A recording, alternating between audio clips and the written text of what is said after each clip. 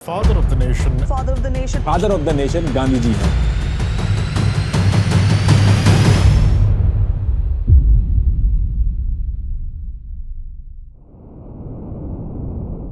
नमस्कार, आप सभी का स्वागत है टेली वॉच के इस विशेष चर्चा में।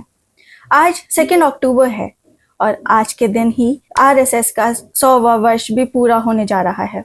उसके साथ साथ आज दशहरा भी है, जिस दिन रावण का वध हुआ था। आज ही संजोग की बात है कि लाल बहादुर शास्त्री जी का भी जन्मदिन है और आप सभी जानते हैं कि आज ही गांधी जी का भी जन्मदिन है।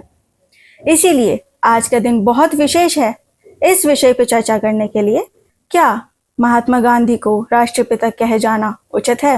Is it appropriate to call Mahatma Gandhi the father of the nation? उनकी तस्वीर हमारे नोट पर है और यूनाइटेड नेशन उनका जन्मदिन इंटरनेशनल नॉन वायलेंस के रूप में मनाता है। तो आज इसी विषय पर हमारे साथ हैं श्री संजय कुमार झा जी। नमस्कार।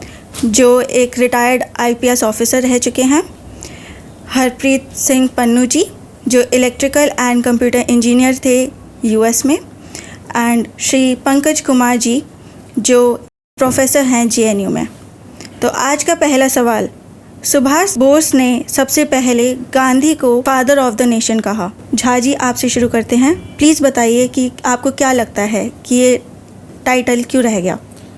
आपने जैसे कि क्वेश्चन ही शुरुआत करी कि सुभाष चंद्र बोस ने सबसे पहले गांधी जी को या बापू को फादर ऑफ नेशन कहा। ये अपने आप में बहुत महत्वपूर्ण है, क्योंकि ये किनके द्वारा शुरुआत की गई? सुभाष चंद्र बोस के द्वारा। जो सुभाष चंद्र बोस के बारे में जनरल परसेप्शन था उस समय भी और अभी भी है कि वो कहीं ना कहीं गांधी जी के विरोध में थे और गांधी जी उनके विरोध में थे। रदर आपको याद होगा कि 1938 में जब जबलपुर में कांग्रेस वर्किंग कमेटी का हुआ था AICC, उस समय सुभाष चंद्र बोस इलेक्शन में जीते थे, लेकिन गांधी जी उनको नहीं चाहते थे और गांधी जी के विरोध के कारण कहीं ना कहीं सुभाष चंद्र बोस को इस्तीफ़ा देना पड़ा था। बाद में जब उन्होंने INA बनाया सेकेंड वर्ल्ड वार के टाइम, और यहाँ से जापान गया, जर्मनी गया, जापान गया, और फिर INA के समय भी गांधी जी ने उसको सपोर्ट नहीं किया, क्योंकि Gandhi ji purely non violence के ऊपर निर्भर थे।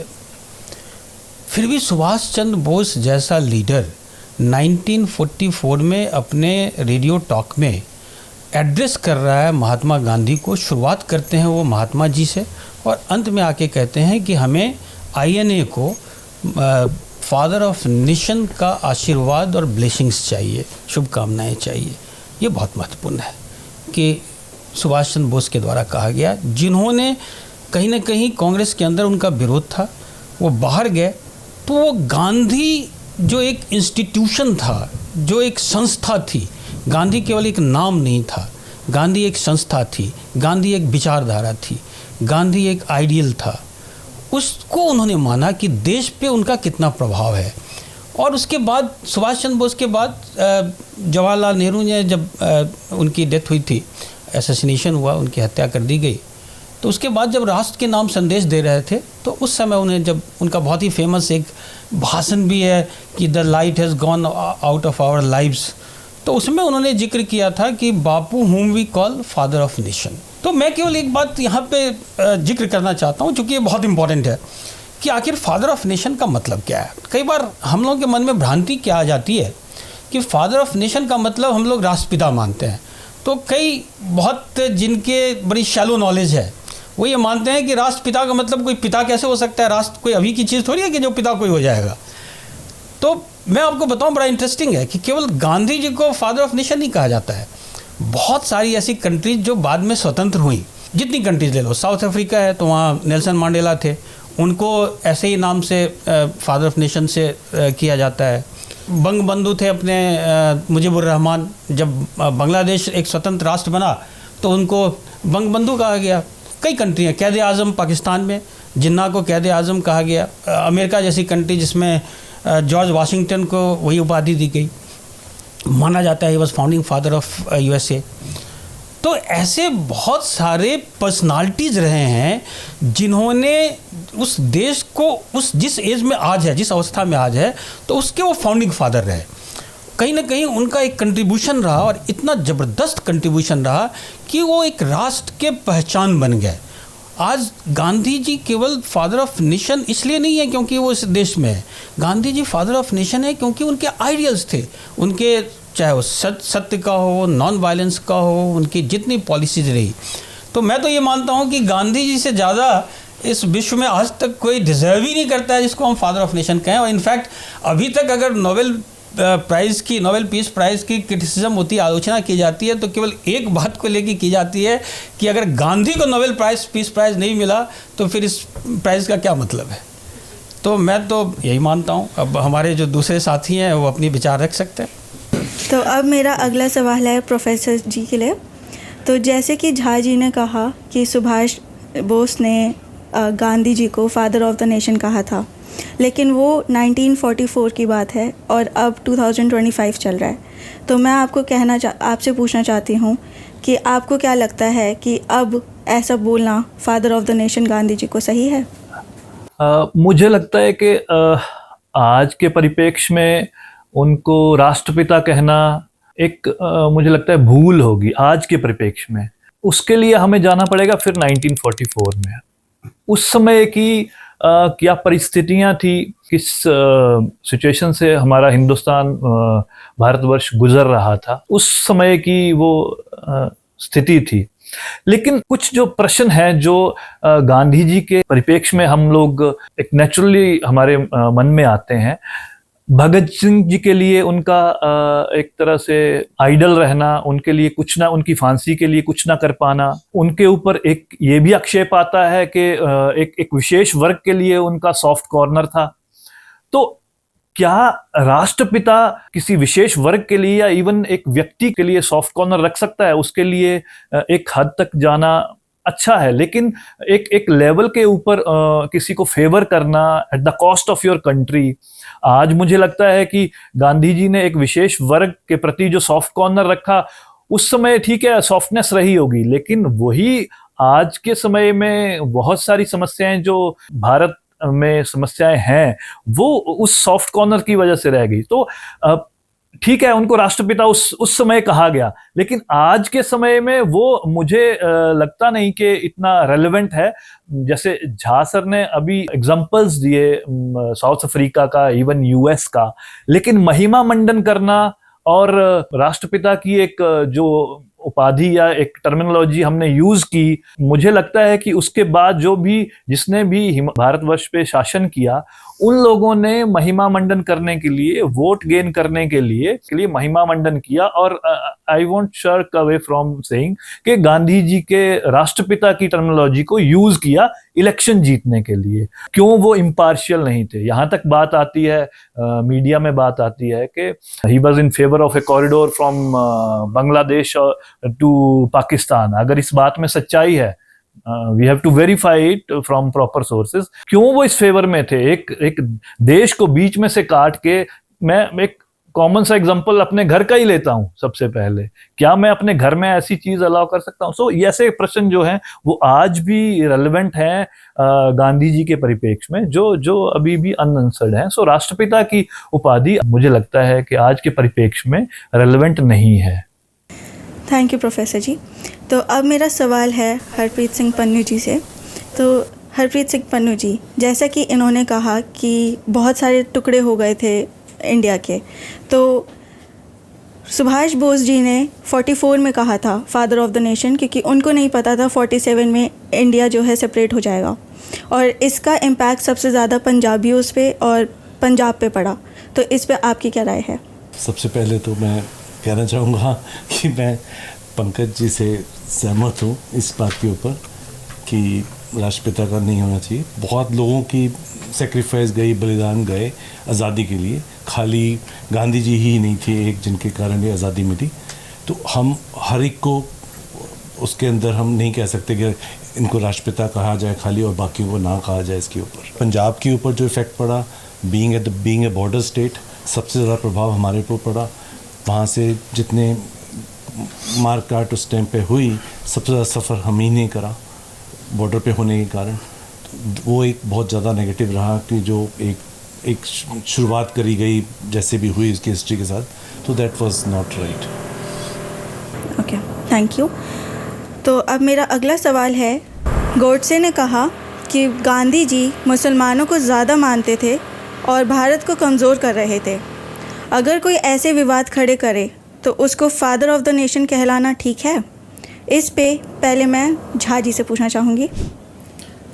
देखिए, एक तो गोडसे जी के कमेंट के ऊपर तो मैं केवल इतना ही कहना चाहूँगा कि नाथूराम गोडसे की अगर अंतिम जो बयान उन्होंने दिया था कोर्ट में, अगर उसको आप पढ़ें तो उसमें जो आपने जिसका जिक्र किया है उसकी बात उन्होंने करी। लेकिन वहाँ भी उस आदमी ने गांधी जी के बारे में यही लिखा है कि गांधी जी के त्याग से, समर्पण से वो काफ़ी प्रभावित थे।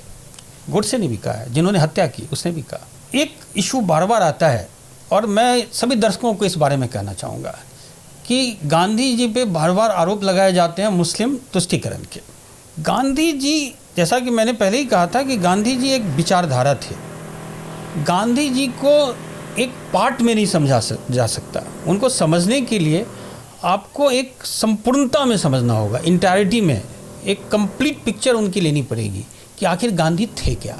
आप अगर उनकी पूरी जीवनी को केवल देखें, कई बार जो महापुरुष होते हैं उनकी अगर आप जीवनी को देखें तो उनके जीवन के जो सारे महत्वपूर्ण बिंदु होते हैं उनसे आपको पता चल जाता है कि उनकी सोच कैसी थी। गांधी जी एक ऐसे व्यक्ति थे, उन्होंने अपने किताब में भी माई एक्सपेरिमेंट्स विथ ट्रुथ में भी लिखा है। उनके हरिजन में जो प्रतिदिन वो लिखा करते थे उनका भी यदि अध्ययन करें तो मैं तो सभी दर्शकों को भी कहूँगा कि गांधी के ऊपर कुछ भी कमेंट करने से पहले कृपया करके उन्होंने जो लिखा है और उस समय की जो पेपरों में पूरे वर्ल्ड में छपा है उसको भी आप पढ़ लें। मुस्लिम तुष्टीकरण का आरोप गांधी पे लगाया गया, मैं बिल्कुल सहमत हूँ। क्यों लगाया गया वो मैं समझता हूँ कि शायद मैं फिर से अगर उसका केवल छोटी ब्रीफली अगर जिक्र कर दूँ तो शायद बहुत लोगों को लगेगा कि शायद सही भी था कुछ हद तक। लेकिन अगर आप बैकग्राउंड में जाएं, हिंदुस्तान जब अंग्रेज़ों के अधीन गया था उसके पहले यहाँ पे मुग़लों का शासन था, अंतिम शासन मुग़ल का था।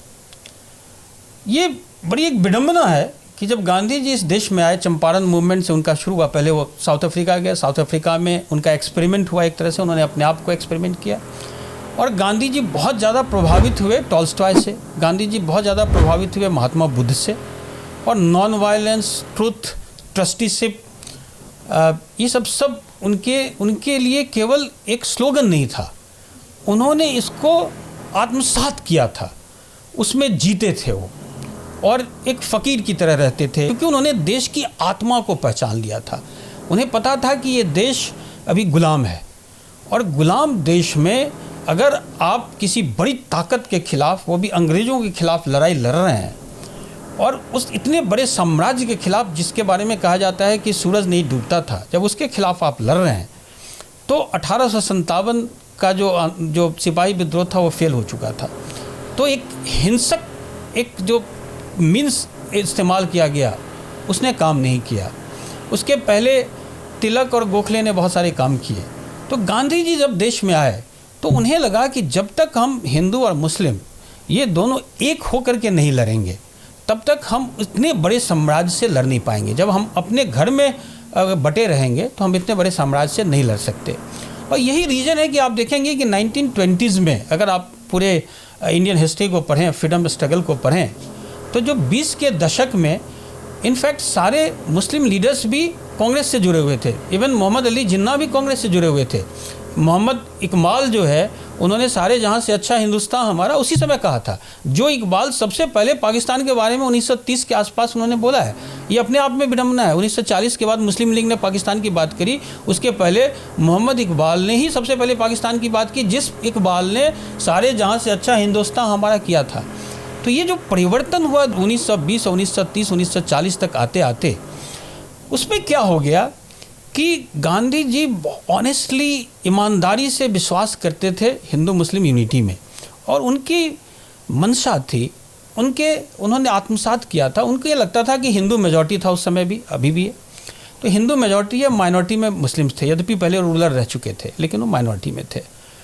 तो ग्रेजुअली जब मुस्लिम लीग बना और वो अलग होने लगे, आपको शायद जो बैकग्राउंड पता होगा कि 20 के दशक में खिलाफत आंदोलन में शुरुआत हुई थी उस समय, जबकि वो लोग कहते हैं कि वो बड़ा नेगेटिव था, नकारात्मक था, क्योंकि गांधी जी ने टर्की के खिलाफ खलीफा के उसके पक्ष में किया था और जो चेंज हुआ था कमल अतातुर्क थे उसके खिलाफ था वो, और उसमें उन्होंने ब्रिटिश एम्पायर के खिलाफ खिलाफत में किया। उस समय हिंदू मुस्लिम यूनिटी बड़ी अच्छी भी थी, पूरे देश में एक मैसेज गया और गांधी जी एक सर्वमान्य नेता उसके बाद बन गए।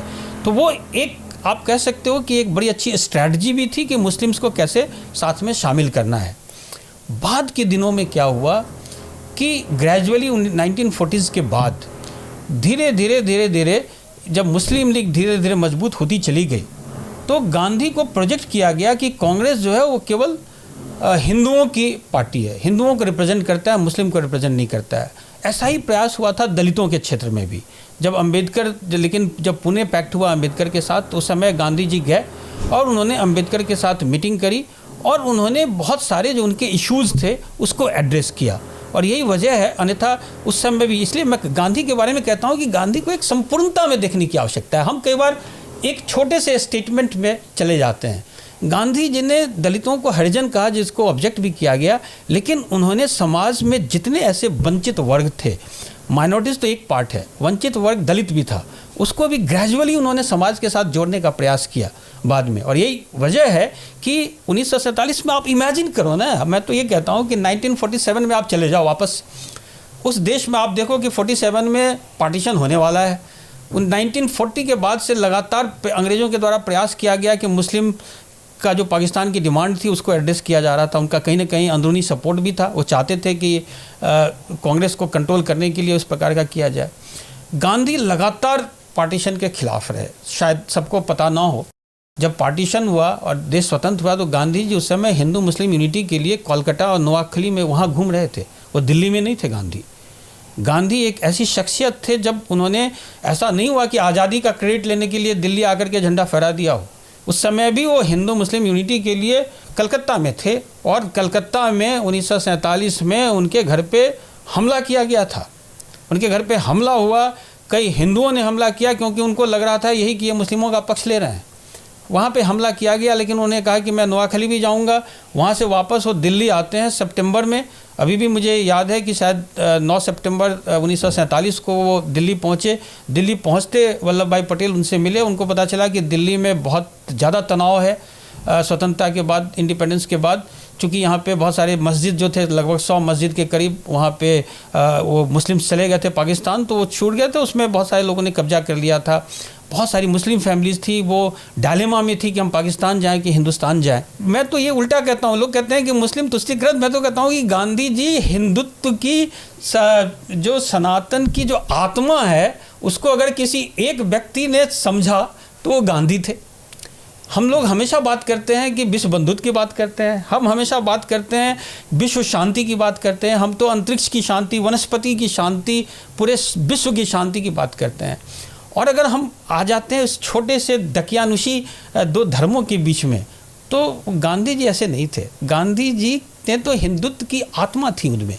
वो तो ये मानते थे कि हिंदुत्व का मतलब ही है कि हमको सबको लेके चलें। तो उन्होंने, गांधी जी ने 1947 में उन्होंने कई सारे डिमांड्स करी और इनफैक्ट 13 जनवरी को फिर से फास्ट पे चले गए थे, उपवास पे चले गए थे और उन्होंने कई डिमांड्स रखी थी। और ये बड़ी विडम्बना है कि 18 जनवरी 1948 को उनके घर पे पूरे सर्वदलीय टीम पहुंची। आज की डेट में कहा जाता है कि गांधी जी तुष्टीकरण करते थे, और मज़े की बात मैं सभी दर्शकों को बताना चाहूँगा, आप हिस्ट्री पढ़ लें। 18 जनवरी 1948 को 100 प्रतिनिधि मंडल, चाहे वो हिंदू हो, मुस्लिम हो, सिख हो, ईसाई हो, और तो छोड़िए हिंदू महासभा, RSS, जमातुल्लाह, सभी के रिप्रेजेंटेटिव गए गांधी जी के पास और सब ने मिल कर के साइन किया, पीस प्लेज को साइन किया, और उन सब ने माना कि हम मुस्लिम्स जो हैं यहाँ पे दिल्ली में वो यहीं रहेंगे, उनको हम लोग पूरी तरह प्रोटेक्ट करेंगे। पाकिस्तान से या बाहर से जो चले गए हैं वो आना चाहते हैं कोई तो वो आ सकते हैं, हम मस्जिद जो है उनको भी खाली करेंगे। साथ में गांधी जी वहीं तक नहीं रुके, उनके ऊपर मुस्लिम तुष्टीकरण का आरोप लगता है, लेकिन गांधी जी ने यह कहा कि मैं अब यहाँ से पाकिस्तान जाऊँगा। और उस जो पीस प्लेज हुआ था 18 तारीख को, जिसको साइन करने के बाद सबने गांधी जी से रिक्वेस्ट किया कि आप उपवास अपना तोड़ दें, आपकी आवश्यकता इस नए देश को है, तो उसमें साइन करने वालों में कौन था? पाकिस्तान का हाई कमिश्नर भी था, उसने भी साइन किया। पाकिस्तान के हाई कमिश्नर ने उस पेपर पे साइन किया और गांधी जी ने कहा कि हम पाकिस्तान जा कर के वहाँ पे जो अगर हिंदुओं को कष्ट हो रहा है तो मैं उनके पक्ष में भी जाके खड़ा होऊंगा। अनफॉर्चुनेटली हमने टुकड़ों में गांधी को देखा है, हमने कभी भी संपूर्णता में गांधी को नहीं देखा। गांधी की आत्मा को देखने की आवश्यकता है। गांधी जी ने हिंदुत्व की आत्मा को पहचाना। हाँ, कुछ चीज़ें हो सकती हैं जो उसका संभव गांधी जी सिद्धांतवादी थे। हम ये कह सकते हैं कि गांधी बहुत प्रैक्टिकल नहीं थे, उस मायने में प्रैक्टिकल नहीं रहे। अगर आप आरोप लगाती हैं तो आप ये नहीं कह सकती कि गांधी किसी एक धर्म के पक्ष में थे। गांधी जी सबके लिए एक समान थे। हाँ, लेकिन ये ज़रूर है कि कुछ उनकी नीतियाँ ऐसी थी जिसको आप कह सकते हैं कि लॉन्ग रन में शायद जब आप राष्ट्र के स्तर पे उसको देखते हैं, जैसे 55 करोड़ रुपए पाकिस्तान को देने की बात आई थी, उसी 18 तारीख को 55 करोड़ रुपए 75 करोड़ पाकिस्तान को दिए जाने थे, जब चूँकि पाकिस्तान ने जम्मू कश्मीर के ऊपर अटैक कर दिया था, तो इसलिए उसमें से 55 करोड़ रोक दिए गए थे। तो वो 55 करोड़ रुपए पाकिस्तान को देने की बात 18 तारीख को हुई। ये कई बार माना जा सकता है कि पाकिस्तान, चूँकि गांधी जी, जब क्या होता है कि ये गांधी जी उस पिता की तरह थे, इसलिए मैं उनको राष्ट्रपिता मानता हूँ। कोई पिता या माँ होती है परिवार में, तो उसका कोई एक बेटा अगर मान लो सही नहीं मान रहा है, सही बातें नहीं सुन रहा है, जैसे मान लो मुस्लिम लीग है, वो नहीं सुन रहा है उसकी बात, तो पर भी पिता या माता हमेशा चाहते हैं उस बेटे को किसी भी तरह लेके आएँ। तो वो क्या करता है कि जो बाकी बेटे हैं वो तो उसको मानते हैं कि ठीक है ये तो अपना बेटा है, हमारी बात सुन रहा है, वो सामने वाला नहीं मान रहा है, तो आप उसको आउट ऑफ द वे जाके उसको चाहते हो, उसकी सारी चीज़ें मानते हो ताकि वो आ जाए। और उसका जो इंटेंशन माँ बाप का ये नहीं होता है कि उस बेटे को केवल फेवर कर रहे हैं, बाकी के खिलाफ कर रहे हैं, उसका इंटेंशन फैमिली को बचाने का होता है। तो गांधी जी का इंटेंशन इस देश को बचाने का था, इस राष्ट्र को बचाने का था। गांधी जी कभी भी पार्टीशन के पक्ष में नहीं रहे। गांधी जी ने तो यहाँ तक किया, शायद उसका भी लोग विरोध करते हैं, गांधी जी ने तो एक प्रस्ताव दे दिया था कि अगर जिन्ना को प्रधानमंत्री बनाने से देश एक रहता है तो जिन्ना को प्रधानमंत्री बना दिया जाए, लेकिन बाद में उन्होंने फिर उसको विड्रॉ किया। तो जो आदमी इस स्तर तक जा सकता है कि देश को एक बनाए रखने के लिए मोहम्मद अली जिन्ना तक को प्रधानमंत्री बनाने की बात कर सकता है, उसके इंटेंशन पे उसको हम कैसे कह सकते हैं कि वो किसी एक जाति का, किसी एक धर्म का था?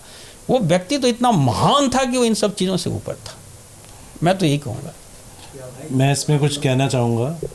जैसे उन्होंने कहा, गांधी जी का बहुत बढ़िया रोल रहा है इंडिपेंडेंस के लिए, जैसे भी और भी हमारे रहे हैं जिन्होंने फ्रीडम के लिए फाइट करा। तो देयर इज़ नो डाउट कि उनका उसमें रोल नहीं है, बहुत इम्पोर्टेंट रोल था उनका इस सारे काम में। लेकिन जो गॉडसे की जो किलिंग महात्मा गांधी का है, it was a political statement, it was not just murder. Godse believe कि वो policies of non violence, Hindu Muslim unity and the stance on partition of weakening Hindus, ये गॉडसे का मेन रीज़न था जिसके लिए उसने ये काम करा। हो सकता है कि उनका बीच में अंदर फैन हो, बट उसको डीप डाउन ये लग रहा था कि ये ज़्यादा फेवर कर रहे हैं मुस्लिम के लिए।